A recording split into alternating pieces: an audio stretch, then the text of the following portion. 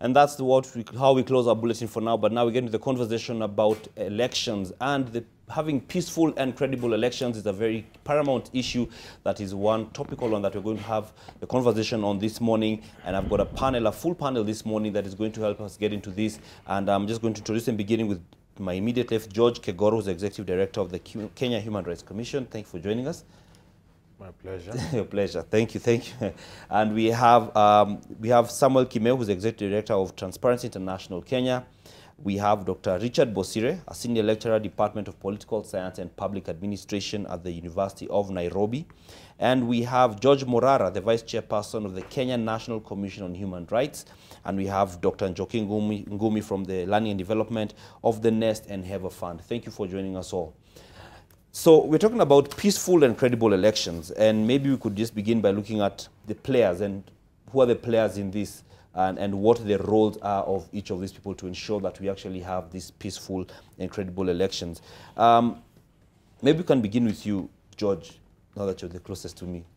Maybe we can begin by looking at who are the people who we need to look at if we want to ensure that we have a credible process. I think the main player in elections has got to be the elections management body, which is the IEBC, but it is not the only actor in elections. You have elections occur in the context of security arrangements, and they have huge implications for the security of the country. So you've got the security organs. They are also direct players. But there's an overarching political leadership. You never stop the president and the people who support the government, who work in and lead the government, never cease to hold those responsibilities. So they have an overall responsibility to steer the country in a manner that ensures that elections are conducted in a manner, in a responsible manner. You've got political parties. They have very important roles to play because they mobilize voters, they mobilize support. So those are that is the group of the foremost actors in elections. You've got media like yourselves here; they play a big role as well, and of course the electorate itself, ordinary people, the attitudes they have, how they respond to the messaging that is carried out by the players. That is, I think, the panoply of actors in elections. All right. So maybe Kimeu, can come to you. We also have, is there a role rather that EACC and the DPP would play, for instance, in ensuring that this process is credible, and what exactly is it? Indeed. The role of the other state agencies in supporting a credible, peaceful election is because of their virtue as institutions that have a mandate under the law to investigate. And remember that one of the qualifications of our leaders, or those who qualify to be put on the ballot, is issues of integrity and ethics. We have a whole chapter that the EACC is mandated by the Constitution to oversee. So one would imagine that in terms of determining who qualifies from an ethics and integrity perspective to be on the ballot will be determined by the IEBC, relying on information or data that comes from the EACC and the DPP as well, and the Directorate of Criminal Investigations. All right. And Dr. just coming to you, we are likely to have different actors, say the political parties, who at some points would try and poke holes, and we've already seen it happening in the credibility of the process. How do we then draw the line between people, trying to discredit, playing politics with the process for their own advantage, and actually having legitimate concerns? Thank you. I would say that political parties has a role, as my brother said, has a big role actually in ensuring a credible election in this country. The starting point could be for them to be the gatekeepers, the ones to allow who goes onto the ballot, the people that we are now going to vote for. The process through which we have been taken in this country, particularly in the primaries and all that, have an impact on the ultimate results of the election, which means that the political parties have a role to play, either to play it according to the law, and also they must have to play according to the law, and also they have to prepare their members in order to act responsibly during the elections. And therefore, even when they dig in politically to seek to have certain advantages, that would be politics, but it can only happen within the confines of the law, because the law is clearly spelled out. Even beyond the playing field as we see it today, political parties are represented in Parliament. The legislature has a big role to play, because it's the one that does the lawmaking process, that go through the lawmaking process that results in the electoral law that we have, that is going to you know, by which the players are going to act. And therefore, the political parties have a significant role in positively influencing a peaceful and a credible election in this country. And most of this is past. From now on, we expect that political parties are able to do peaceful campaigns, and also ensure that they play fair for the outcome to be credible. All right, and we go to our second judge. We have two judges on our panel today. We are pretty Georgified, if you may put it that way. They don't look alike. We are fortunate. So, George Morara, Yes. maybe you could tell us, he's mentioned about the political leaders. And this, again, also, the credibility of the process is would also have significant influence on it when it comes to the credibility of the leaders. What is the importance of, looking at the credibility of the leaders who are being voted in anyway? Well, it's a requirement that is set out in the various laws, because even before anybody offers themselves for political office, they must meet a certain threshold. So that is the starting point. And what my colleague Sam has said is one of the things we've been grappling with, even as a commission. What kinds of leaders should we actually vote for in this country? And since looking at the Leadership and Integrity Act, that seems to have been interpreted using various standards or different standards. As a commission, we've gone to the Supreme Court to really get a determination on what should be the fit and proper test for the qualifications and the caliber of leaders that are going to offer themselves for election. And the case is, again, it was mentioned on June 21st, it's coming up again on 5th July, so we hope we'll get some proper direction. But just to add to what my colleagues have said, over and above the election management body, the political players, the citizens, I think the security enforcement agencies also have a big role to ensure that the elections are held in an environment that everybody participates. The judiciary has a big role to ensure that it's able to resolve disputes judiciously and expeditiously. And finally, independent officers and constitutional commissions like ourselves have a role. And that's what we've been playing over the last 3 months or so, to ensure that we inform this process within the lines of the provisions of the law. Right. And when you mentioned the security detail, at what point do we get where we feel it's an intimidating thing? Because you can have so much security. Is there nothing like too much security? Well, I think for me the balance should be that the security officers should come out to help Kenyans do what is right in terms of voting. They should actually come out to provide a safe environment that is free from fear and intimidation. But I would be concerned, and we've already raised this in a statement that we issued, if they are coming out to show us their might. They should only come out to help Kenyans do what is right, and not to show might in a way that may make some voters afraid of going to the polling stations. So that is the balance that we're trying to strike. All right. And Dr. Ngumi, when you talk about the role of everyone in this process, is the voter, do you feel the voters are adequately equipped with the information and the knowledge of their role, or is it just, or is their role just simply at voting in terms of just making sure the process is above board? I mean, first of all, we need to remember that we've been talking about this election since 2020 when? Since the last people got into power, they were already talking about 2017. So there's a way in which people are informed to the capacity to which they think they need to be informed. People just need to know, is this person who's coming in going to take care of me?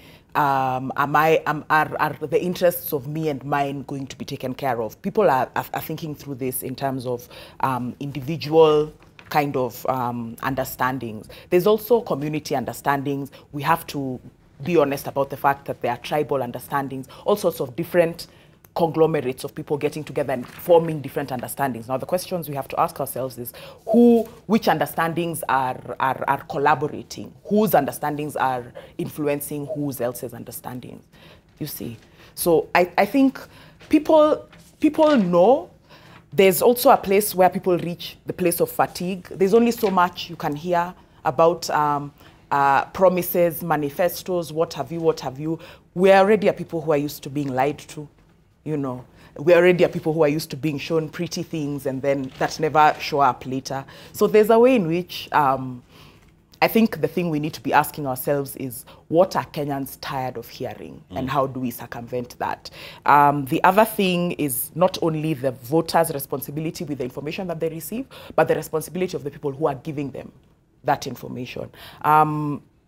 As media, you guys get a lot of money because of carrying adverts, what have you. I saw this wonderful fact check here where you say mostly false, you know, and it's fine. There's like different greens for the perhaps it's true, and then there's different reds for the mostly false. So if we have a collection of lies, for instance, are you guys going to be brave enough to come out and say, this person, every time they have spoken to the people, they have been telling lies in a way that then makes them answerable?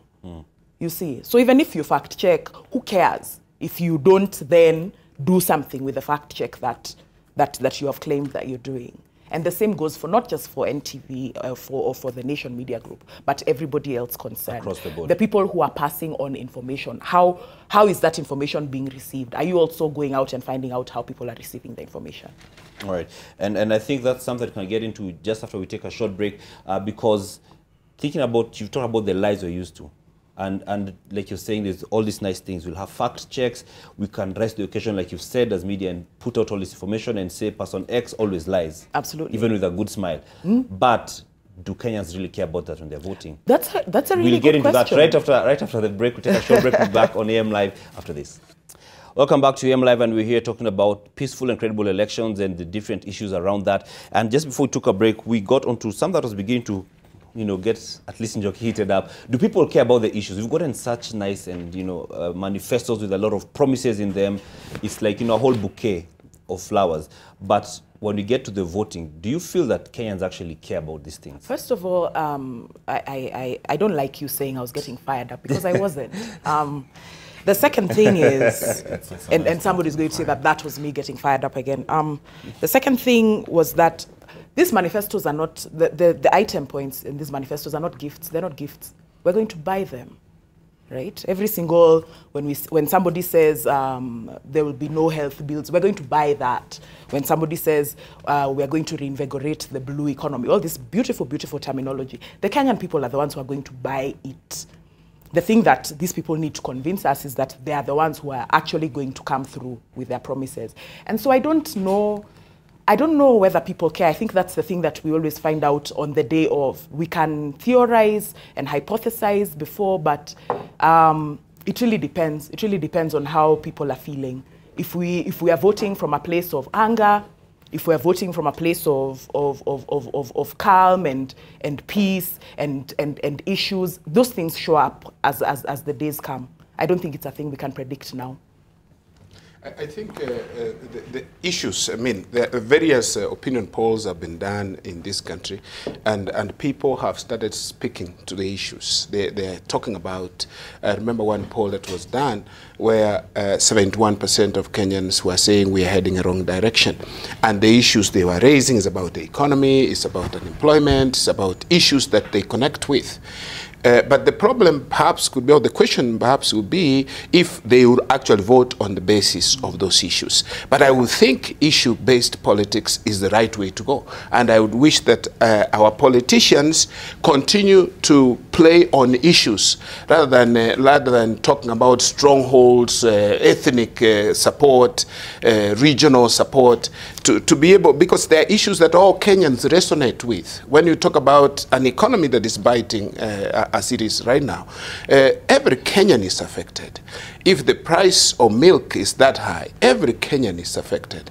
So if Kenyans will change that conversation, I think it will be a better way to go for the country's democracy in the future, rather than dwelling on ethnic and other isms. I don't know whether to say whether Kenyans really care about those issues that are beautifully set out in the various manifestos that we've seen launched this week. And for me, it is quite instructive and telling that all these political actors have been campaigning all along without any blueprint.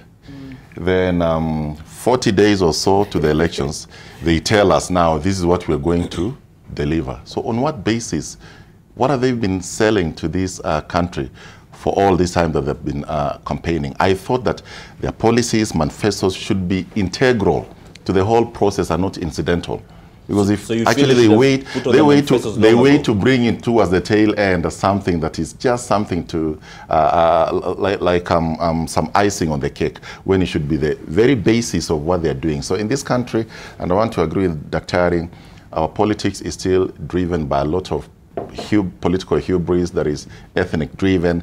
Hence you hear declarations like even before the manifestos, one main coalition saying 10 million strong, another one saying 12 million strong. Never mind, we only have 19 million voters, because if we add 10 plus 12, that is 22 million strong in a country that we've been told that we have 19 million strong. So for me, I think to a large extent, I'd want to agree with Dr. Njoki that these are just beautiful pieces of paper that are given to us towards the tail end. But again, to agree with the Daktari that that is the way that we should be increasingly going.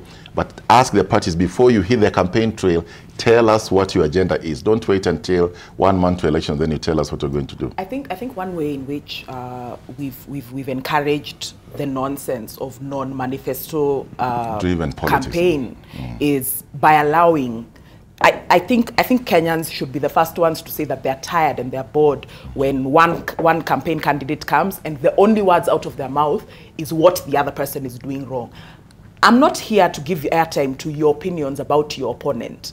When you go for a job interview, for those of us who have had the pleasure and the privilege of going for job interviews, because jobs are a huge issue in this election. So there are people who don't even know what a job interview feels like or is. You know what I mean? Yeah. But when we go, do you say that the person who's sitting outside is... I know them. I know them. Yeah, this is their life. This is the bad selfie that they took at their grandmother's birthday party. I've seen the way that they work in another place. They're not really good, but you know, you people can vote for them if you want, but I'm not really sure about your opinions if you continue thinking...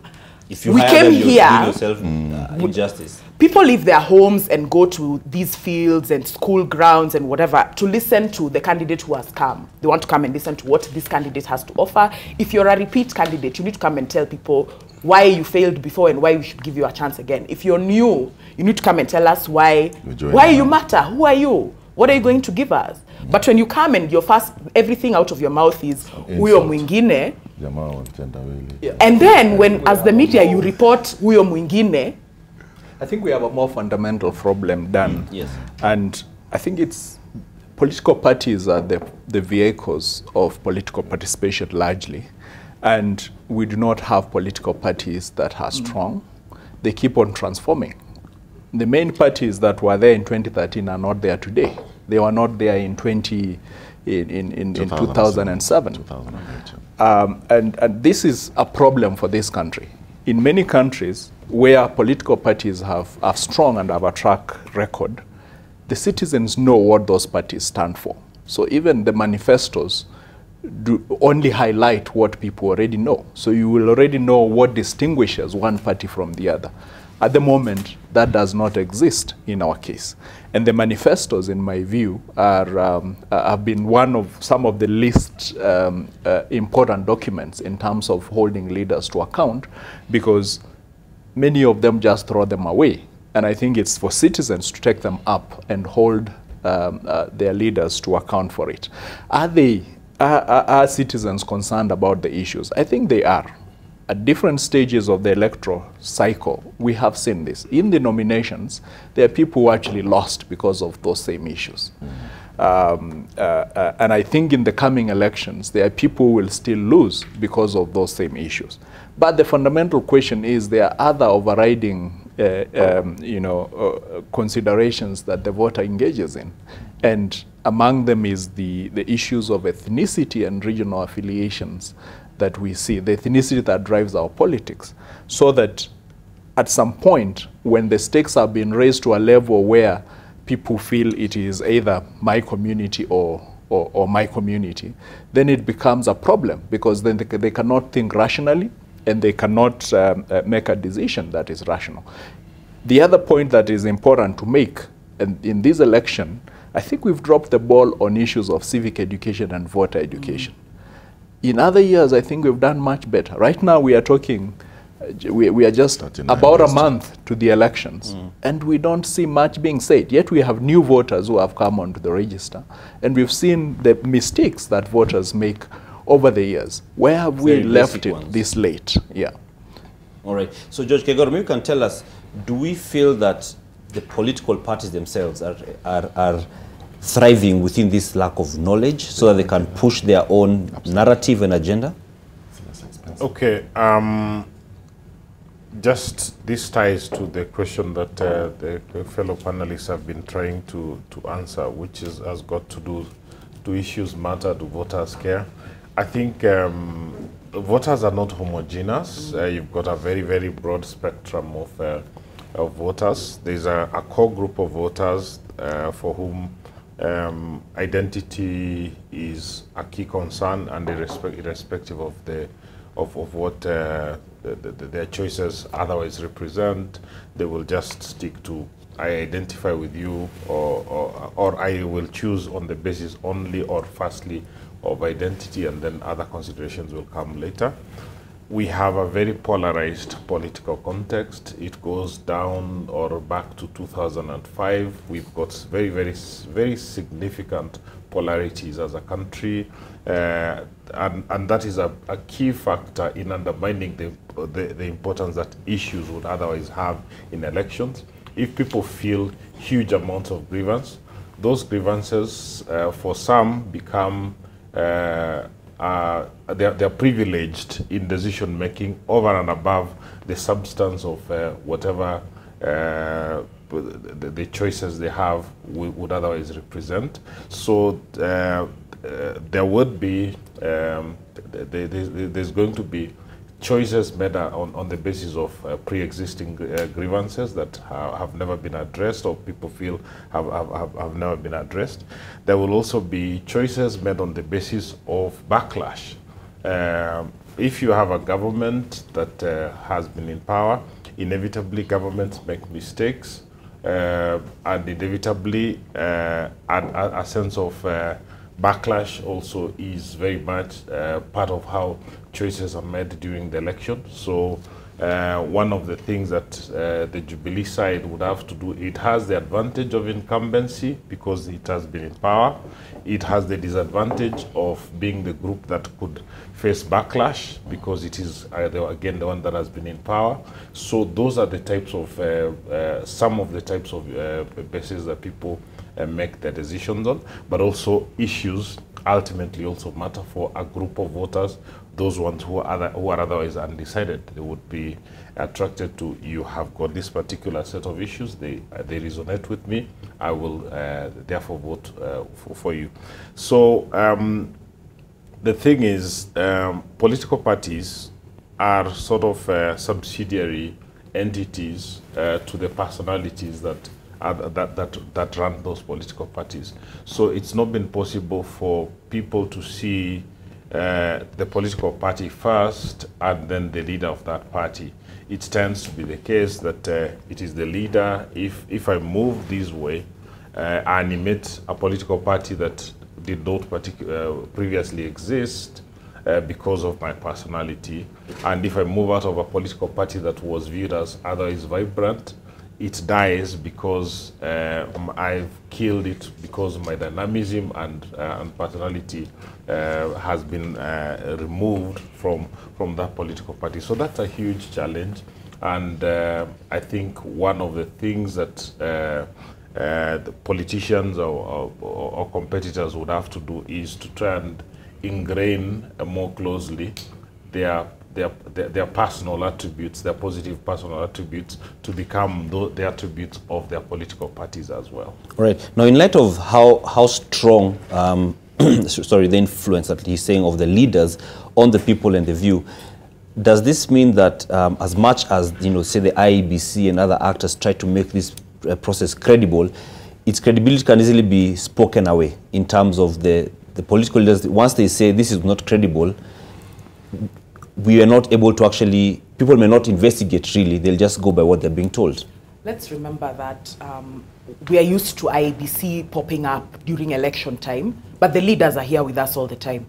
So it's a lot easier for people to identify with a presence that they view as trustworthy because they're always there. Like they can look to this place, they see this person, they see this person's car driving here all the time. So there's a way in which sometimes it's a lot simpler than we think, and for me that simplicity comes down to presence. If there's a body that only comes up where people are used to associating them with crisis, people are used to associating them with emergencies, people are used to associating them with having fights about whether a thing is truth or a lie. But then here is the politician who, the last time you saw them, they were launching a borehole or whatever.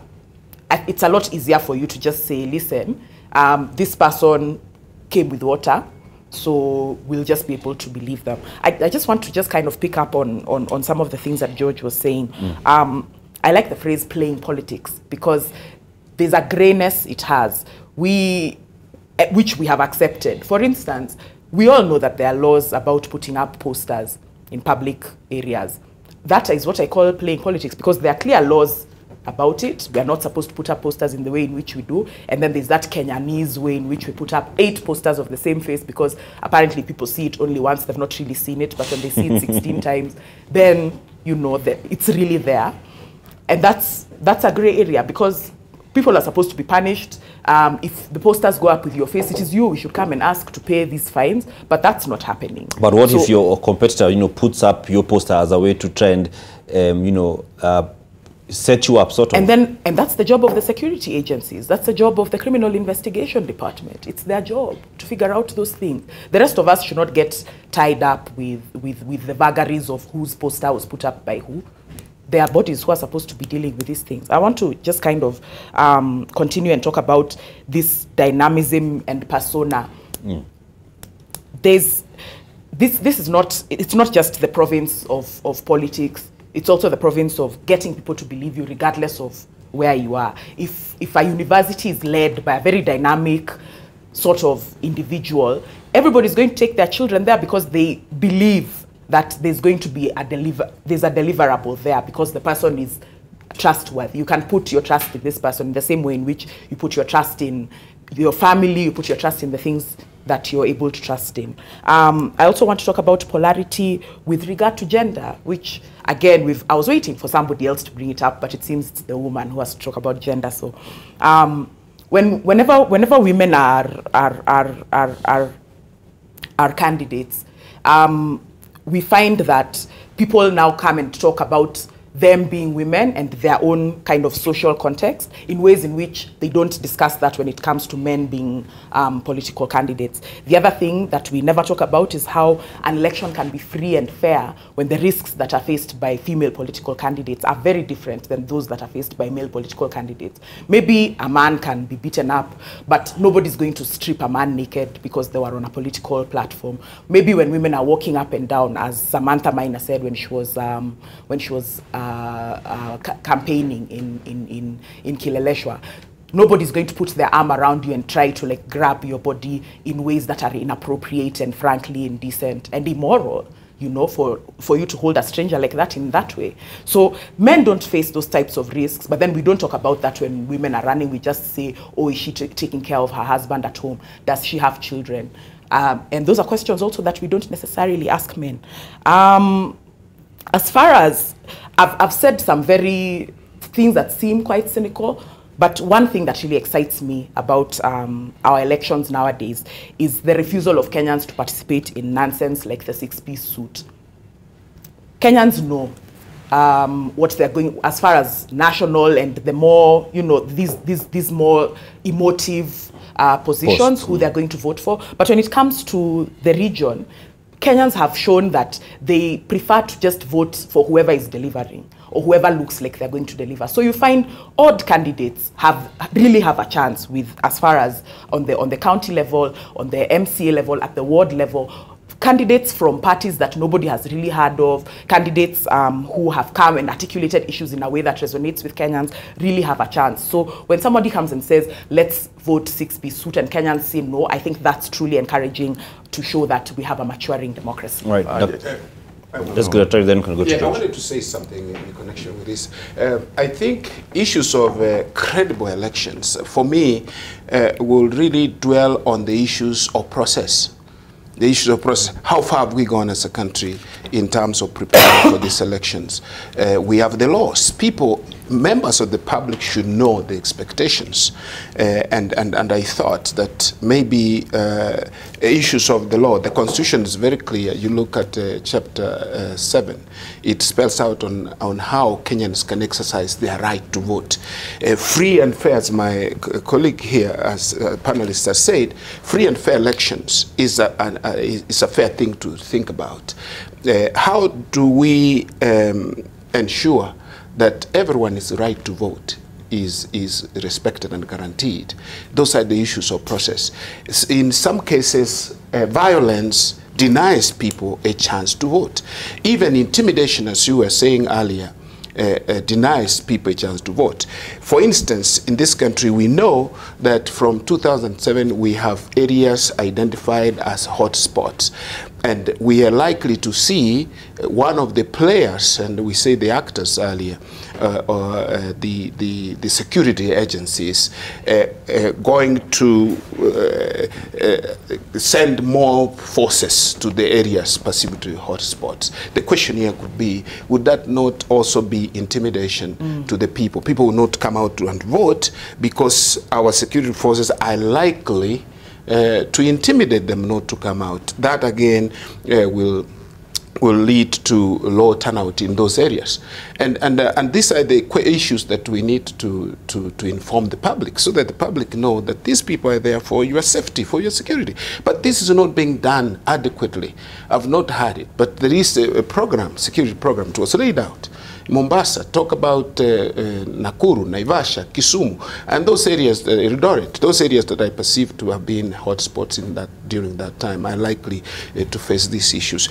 Process issues. I would think justice is the basis of peace. Peace was not created for justice, but justice for peace. I think Mahatma Gandhi or Martin Luther King said that.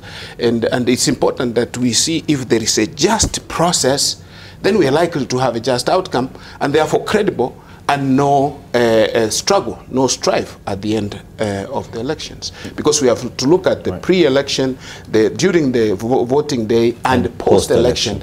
Because, again, even tallying, usually that is where we have a problem. How have we prepared ourselves to tally such that anybody can go in and say, yes, I've not lost fairly, can you recount? And I get the outcome. But we know what happens in this country. Are we ready as a country to do these things right this time, so that we can say there will be peace after the election? Right. Because we have a flawed process and we expect peace at the end. I think we shall be cheating ourselves. We need to work. We still have 40 days to do this. Well, just to point, to jump in on that and make some contribution based on what my colleagues have said, starting with what Sam said on the whole issue of water education. I think we have a challenge this time round, and this challenge can be squarely traced back to the declarations that have been made, especially even by the head of state when he said Kenyans already know how to vote. Some intimidation around what traditionally has been sources of funding for civic education. That has not been forthcoming. The IEBC is mandated by law to actually produce voter education materials and all this and conduct that exercise. I don't think that has happened, so we have a big problem there. Don't forget that, as Sam said, last time we had 14 million voters, now we have 19, a whole addition of 5 million who need to be told about voting and all that. Now, specifically on what you asked, Danny and Kegoro and Njoki have tried to respond to this, on the issue of political party leaders and their role, the role that they play in the whole electoral process. Let me just use an analogy that Kenyans are so familiar about using.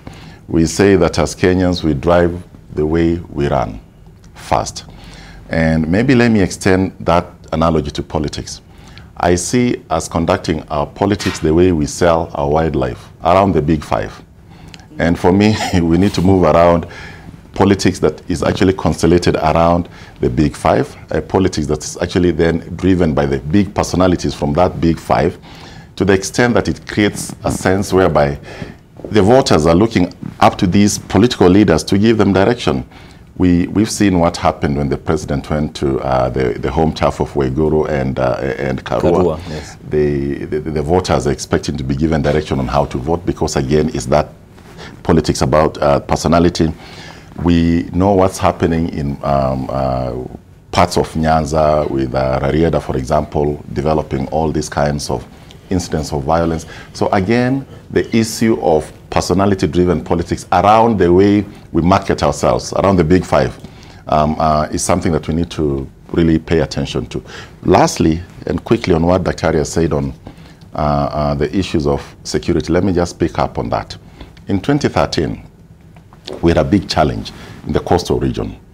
We had the so-called Mombasa Republican Council, Pwani Sea Kenya and all this. And if you look at the impact that had on the voter turnout, it was actually disenfranchising to a lot of people there, because the percentages we had of people coming out to vote were between 60 to 65% compared to the average in other parts where it was 75% and above.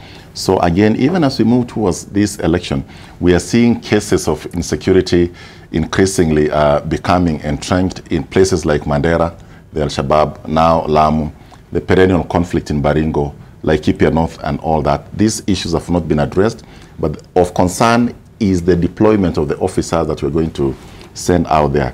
In 2013, we had about 98,000 police officers who came from all formations, the police service, KWS, the Kenya Forest Service and all that. And the IG has said this time round, that is the strategy they have in mind.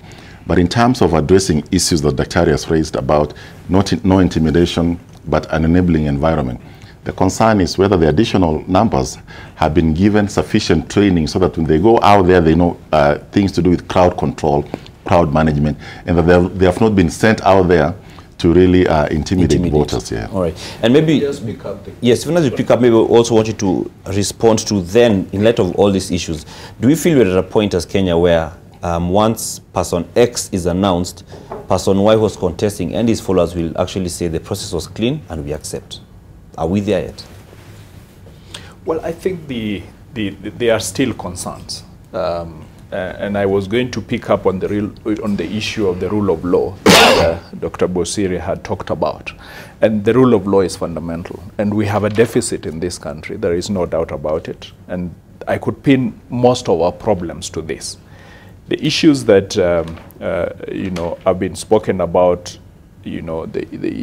say, for example, just the way posters are handled, the way we enforce the law with respect to what candidates or which candidates qualify to be on the ballot and so on and so forth affects fundamentally how the credibility of the elections. And it struck me the other day when I was working with my 7-year-old daughter, and she was asking me, Daddy, where have they messing up the walls? Because we passed their wall and it was fully covered with posters. And I had the task of trying to explain to her that it's election period And that is probably one of those moments of national madness that we have to go through a few times in a year. I think the laws are there, but we are not enforcing them. The issues of integrity, for example, I saw the other day that the IEBC said that they have started printing ballot papers. We have not seen, for example, the gazettement of the candidates. And we are very keen, for example, to see who has been cleared to vie, because we think that there are going to be people who fall short of what the requirements of the law. And yet we are being told ballot papers are being printed already. So the question we ask ourselves is, I mean, isn't it proper, isn't it fair to have a list of those candidates first and then be able to proceed and print the ballot papers? What happens, for example, if I come and say, you know, so-and-so has fake certificates that you're relying on to clear them? What then happens? And then, of course, fundamentally, is the question of whether there are any standards of integrity have been applied.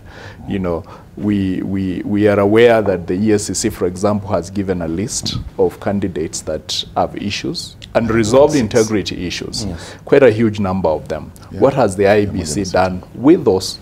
It would be important for that feedback to be given, so that even as the gazettement is awaited, we also know their basis for arriving at the decisions that they make. And I think it's important as we move forward to insist that our institutions abide by the law, and that the citizens themselves take it upon themselves to defend our constitution and the laws. The laws of incitement, for example, there have been, there have been candidates who were even punished by their own political parties for incitement or fanning violence. And we see those candidates either moving to different political parties and still participating in the elections.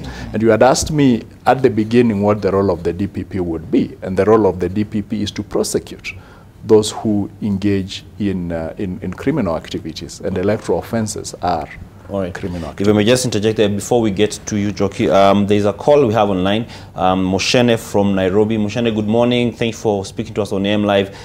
Please give us your comment or question. Morning, guys. Yeah, morning. Yes. I'd like to talk about on the peaceful and the credibility of the election.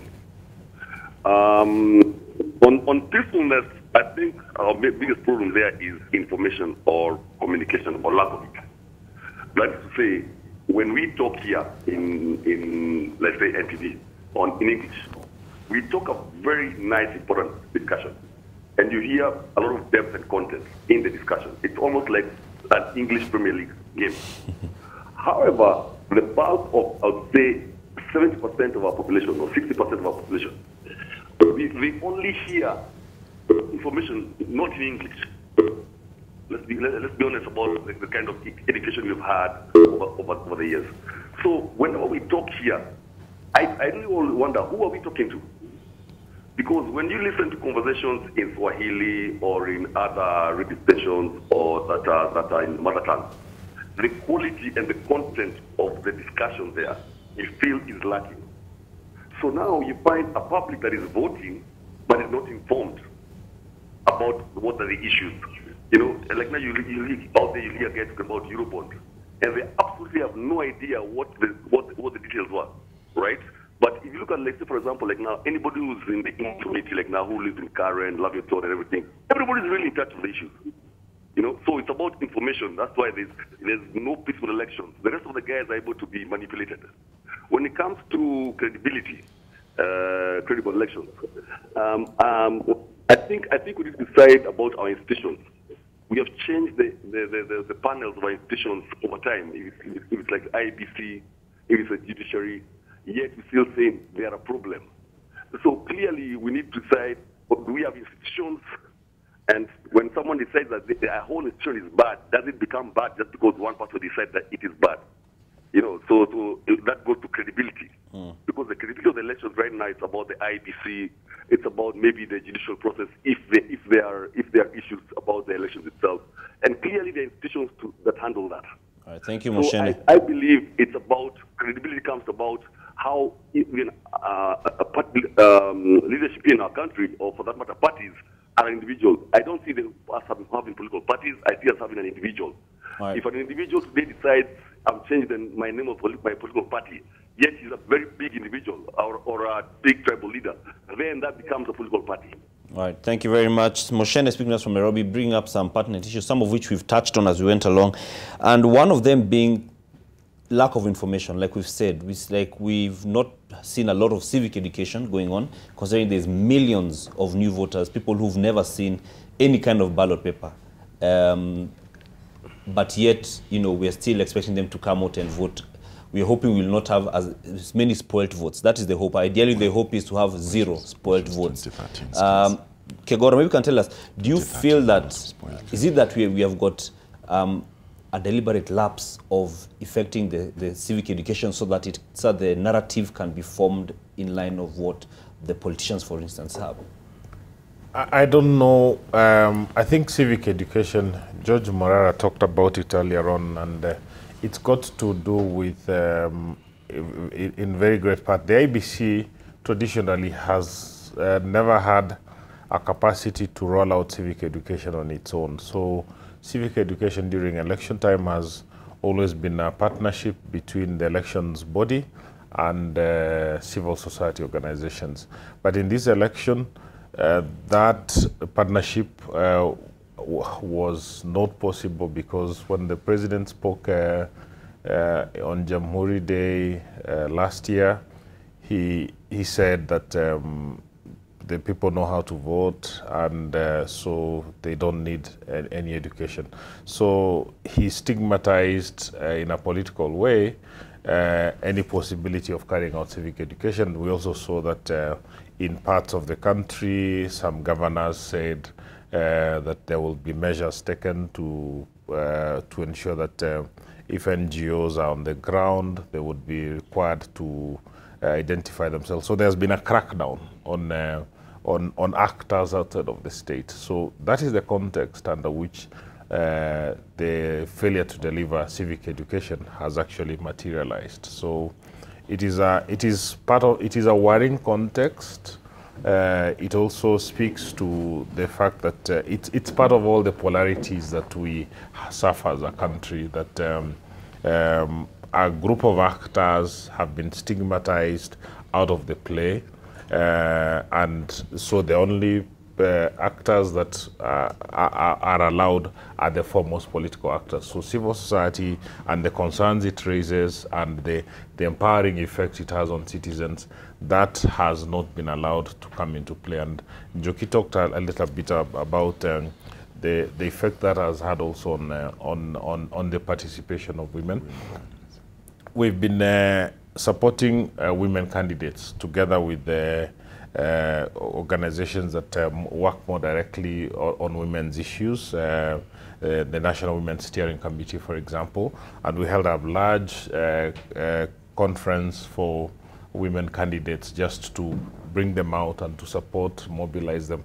And one of the problems we've had to do with that is of course the stigmatization of this relationship. So that's a factor. But the second factor is women fear that if they get into this, I mean, given the polarization, women's first loyalty is to the political parties along the polarized context, and then and only then do they become women across the board on both sides of the major political divide.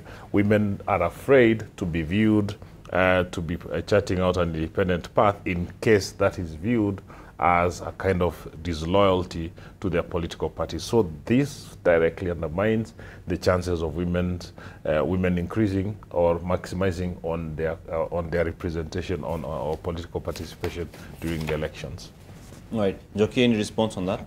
I wanted to say something about government agencies, and somebody had said it very nicely earlier about can we trust the office of the DPP? Can we trust whoever is mandated to deal with some of these things? We can trust them if they have shown themselves prior to being able to be critical of government process. You can trust somebody who has shown that they are neutral. If they have never shown neutrality before, then it becomes very difficult to see whether they're going to be neutral in a point where it'll cost them to be neutral. You see what I mean? The other thing was, and it's happening with the screen is zooming out and you see elect leaders of integrity and moral uprightness. I think if there are words that are tiring Kenyans now, it is integrity and moral uprightness. And I'll tell you why. Words like hotspot also have historical significance.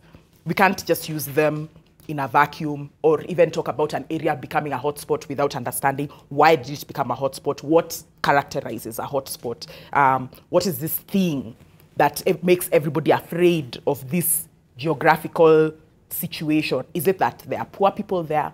Is it that there are young people there? Is it that their youth and their poverty makes them volatile when situations don't go their way? Is it that the only time they seem that they have power is at times like this?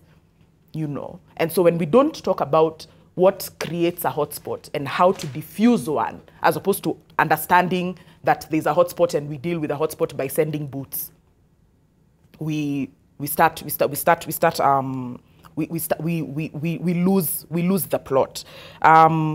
So again, with regard to listening to people, I'm really glad that they had this conference that was raising up the women, and I completely agree with what he said about women's loyalties. Again, because again, we have a different understanding of women's loyalty, even in the family situation, where people will do bad things to a woman in a family, but she's supposed to stay because it's her family. And if a man has bad things done to him, he can leave. He can leave and he'll live with his people. It's not really viewed the same. Different standards. Different standards. And because these different standards begin long before the political arena, we have to understand how these standards move into the political arena and how dealing with them outside can affect how women are viewed in the political arena. All right. And from what I hear, you know, we've talked about, for instance, the posters, we've talked about Chapter 6 being almost like a theory to some extent, because we've seen, like has been mentioned, some of the political leaders have even been disciplined by their parties, then they move or something like that. Are we pretty much saying that this in itself is like the season of impunity? I think... To a large extent, I think what we are saying is that impunity simply defined is doing something wrong and getting away with it. Our political actors have been doing a lot of bad things, and they seem to be getting away with all those bad things, even when they're expressly prohibited in our various election laws. Issues of violence, for example, are expressly prohibited against all candidates. We see that still continuing, even especially targeting women, and that has come out from our monitoring. And no action has been taken, except maybe recently we saw the IEBC call some of those candidates, Lusaka and Kaloki, and maybe some of them were fined 1 million shillings and all this. But we call that just a slap on the wrist. We want deterrent measures to be taken so that, again, the institutions that are given the responsibility to ensure that the laws we put in place are followed actually have the ability and capacity to implement those laws. Another area of concern would be, for example, where it's been clearly stated that public officers and state officers should not be participating in political campaigns, a clear legal provision against the Election Offences Act of 2016, Section 13 and 14. But we continue seeing these things happening because, again, we live in an environment that is actually largely driven by impunity. So I want to agree with Njoki that unless and until we start seeing the respective institutions that have been given the powers in law to actually enforce the legal provisions that they are custodians of, unless we start seeing them taking measures, then it will be business as usual. We'll still have politicians doing all these bad things and then getting away with it. Right. And even as we continue the conversation, we have taken it online as well. And Usha Jose is actually on the other side of the studio. And our question is, what is needed to have peaceful and credible elections? Usha, maybe some feedback we're getting online? Right, so there is a lot of feedback, of course, not tied down to the question, but basically under the blanket of credible elections. So remember, if you haven't gotten your comment through AM Live and TV, that is how you can get us on Facebook, on Twitter, and on Instagram. So just reading the comments that are already there, we have Vicky who says, why does Kenyan politics mostly involve name-calling, or our leaders do not have realistic development agendas to show us? We also have Paul who says, Day by day, Kenya is waking up and the people will care.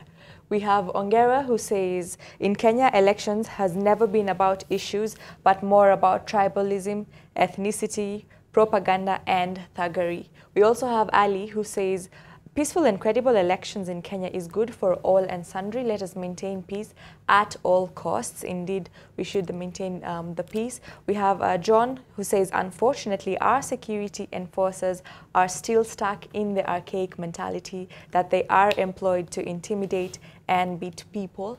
We also have Morara, who says there's so little knowledge of our civic duties by majority of Kenyans. Credibility is relative in our case. And finally, we have Gerald, who says the only one that has the key to a peaceful Kenya is the IEBC. Let Kenyans have free, credible, and transparent elections. So that's the feedback that I was able to read. But remember, the conversation goes on online. As I said, AM Live NTV is how you can get us. We are also streaming live on Facebook, so head on down to our Facebook page and you get to watch the show from wherever you are. Back to you, Dan. Thank you very much, Usha. And something comes out from some of those comments.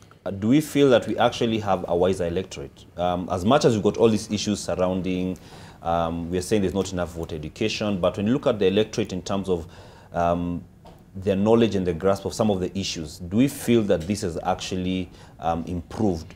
Say, for example, compared to 2013. Maybe we can start with you, Steve, then can come to George. Samuel, sorry, beg your pardon.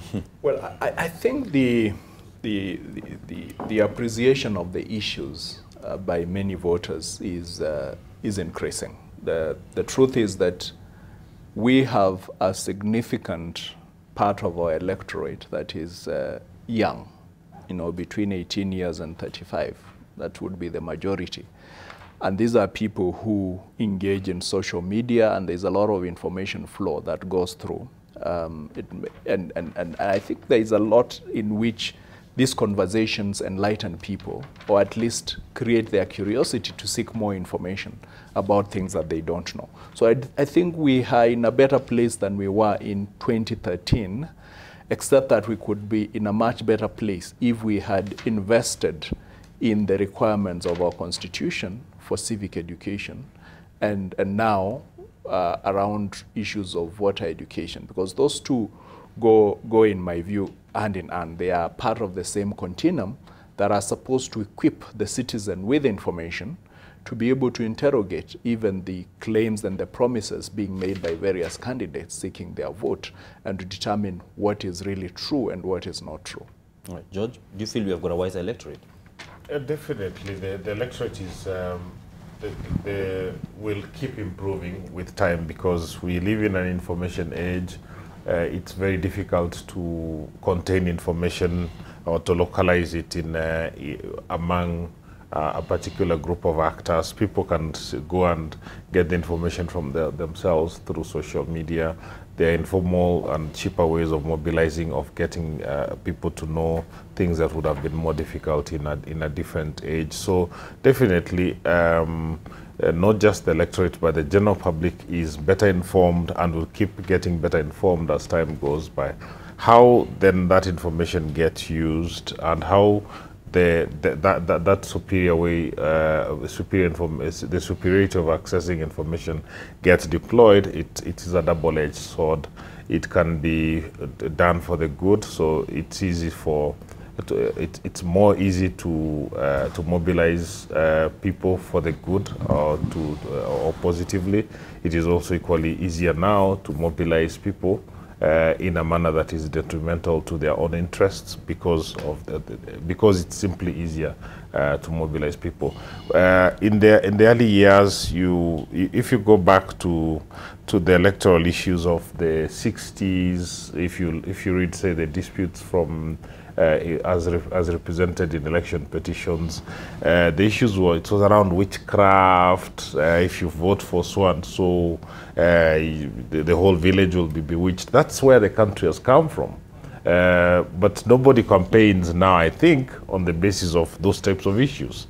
It just shows, it may look like people still visit Uganda. Yeah, so it may look like the electorate has not improved, but it has significantly improved because people have more information. It's more difficult to tie them down to parochialism of the kind that used to be practiced in the 60s and the 70s. But there's still, of course, some way to go. Information flow can always improve, and that's part of the challenge we've got to deal with as a generation. All right. I'd like to jump onto the conversation about peace. And, you know, some of the feedback that came is about peaceful elections. Do we feel that sometimes the call for peace, there have been concerns that the call for peace at times is just another way, in some cases, to sweep issues under the carpet? That no, don't protest because it might, don't contest anything because it might, because we want peace. Dr. Arimi, we'll start with you. I think, thank you for the question. We live in an age where, we have come, part of our society has become so paranoid that the only thing that we want is peace. And this peace, I don't think, is an instance. Peace is supposed to be cultivated over a period of time. We have so many legal instruments that can be used to cultivate this peace over a period of time. Now, in relation to our elections, we can only call for peaceful elections when we know we have done our bit. For instance, we talk about violence during elections. If we have not put in safeguards against violence, and also even at the end of the end of it all, we have a justice system, people will be held to account if they perpetrate violence on anybody, or they actually violate the peace we want to create, then people are likely to see that it does not make any sense. The impunity will keep on rearing its ugly head in the country, and even if we called for this peace, it will be artificial peace. Peace, for me, from where I see it, is supposed to follow justice. If things are done properly, I don't think there is any Kenyan who's mad to be able to start the peace that we have. And for that reason, politicians, the way politicians conduct themselves, at the back of their mind, they should ensure that there's fair play, which actually is never the case in our politics in this country. Because the mentality our politicians have is that I must win elections. That's where you see some people during the primaries capturing returning officers, taking them to some bush and declaring them winners, because they must win. They don't care about the law, the party law, the law even within their own political parties. We have this, we're in this dilemma that we call for peace, but we must create the peace.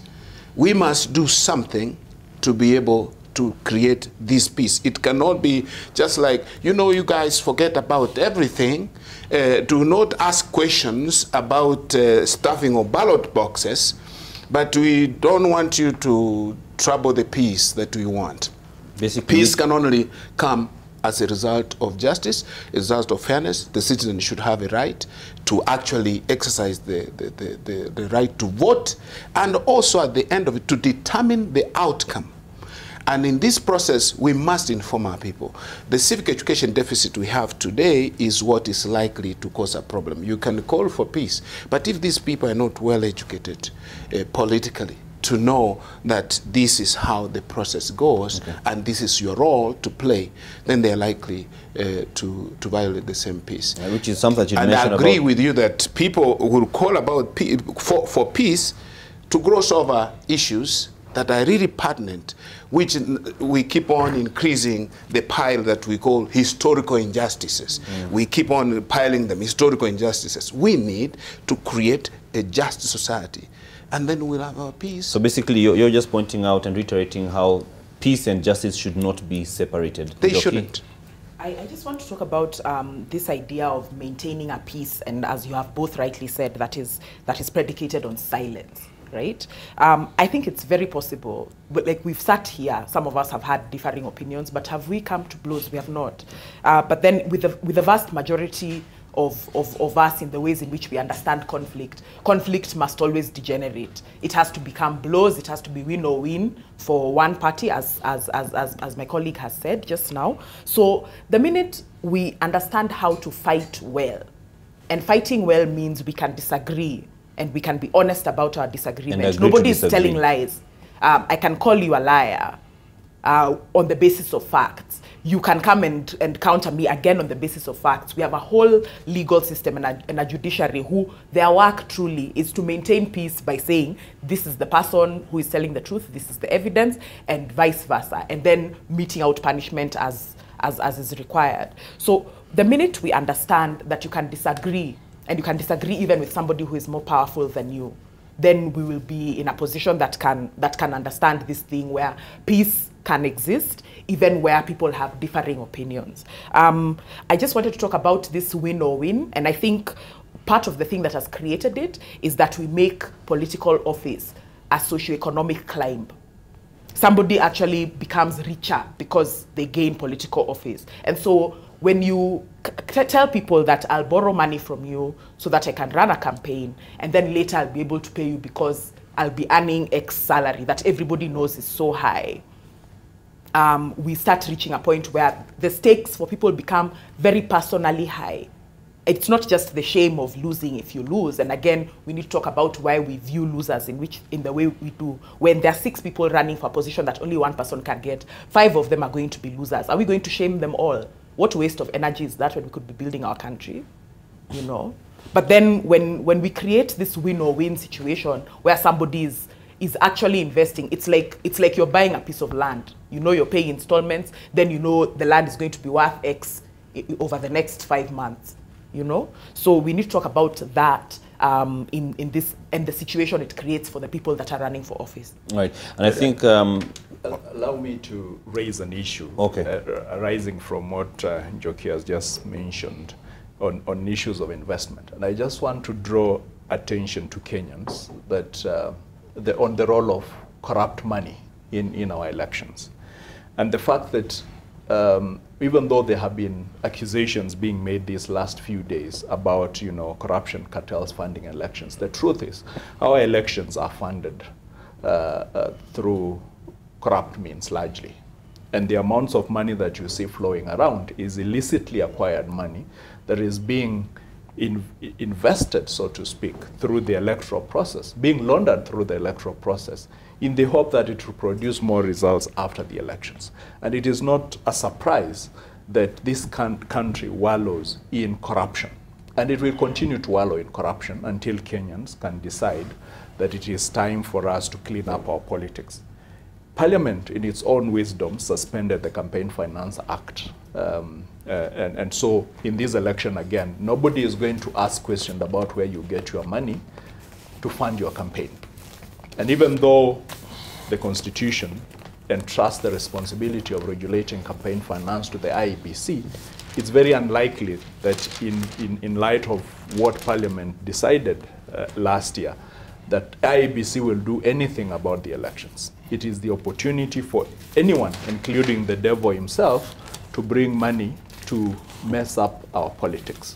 All right. And so the accusations being made are in my view, should help us recognize the role of illicit money in our politics, and as we make our decisions, to bear that in mind and know that our politics is tainted by corruption through and through. Right. And I'm being told we're running out of time. We actually run out of time. Just a little bit on the peace messaging. 30 seconds. This. Yes. I think the peace messaging has a history arising out of a 2007-2008 general election that led to violence, with the trauma that caused in a country that for a long period of time considered itself the haven of peace, an island in a sea of chaos, that some of that had been perpetrated by our political actors, of course. And then come 2013, the fear of repeating 2007-2008, the same messages are coming out this time around.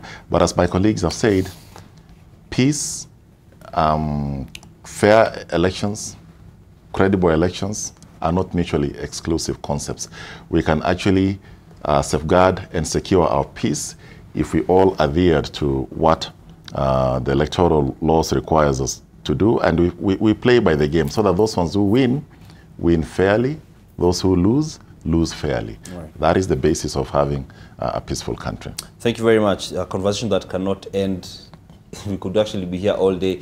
However, we have to close for now. But this conversation continues tonight, where we'll be having the Nation Leadership Forum, which is going to be moderated by Linus Kaikai from NTV. And this is going to be live on NTV from 6 p.m. running to 9:30 p.m. talking about matters of election, the election preparedness, and the whole issue about the Kenyan elections, which we are just 39 days shy of. Thank you very much to our panelists for joining us and for their contribution. Definitely good insight.